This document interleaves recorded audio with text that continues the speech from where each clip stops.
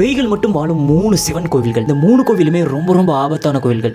முதல்ல பார்த்தீங்கன்னா கிரடு கோவில். இருக்கிற சிவன் கோயிலே ரொம்ப ரொம்ப ஆபத்தான கோயில் இந்த கோயில் தான். காரணம், இந்த கோயிலுக்குள்ளே நீங்கள் போனீங்கன்னா நீங்கள் கல் சிலையாகவே மாறிடுவீங்க. ஆமாம், இந்த கோயிலை தப்பி தவறி கூட தொட்டுறாதீங்க. அதுவும் சூரியன் மறைஞ்ச பேருக்கு தொட்டிங்கன்னா கண்டிப்பாக 100% நீங்கள் சிலையாக மாறிடுவீங்க, இல்லை மறைஞ்சு போயிடுவீங்க, அப்படி இல்லைன்னா இறந்தே போயிடுவீங்க. முனிவரோட சிசியனை இந்த ஊர் மக்கள் கிட்ட பார்த்துக்க சொல்லிட்டு அந்த முனிவர் போயிருக்காரு. ஆனால் இந்த ஊர் மக்கள் யாருமே சரியாக பார்த்துக்கவே இல்லை. அதனால் அந்த சிசியன் இறந்தே போயிட்டான். அதனால் இந்த ஊர் மக்களுக்கு அந்த முனிவர் மிகப்பெரிய ஒரு சாபத்தை கொடுத்துருக்காரு. இந்த கோயிலுக்குள்ளே நீங்கள் யாராவது போனீங்கன்னா கண்டிப்பாக நீங்கள் சிலையேறிவீங்க, அப்படின்னா இறந்து போயிருவீங்க.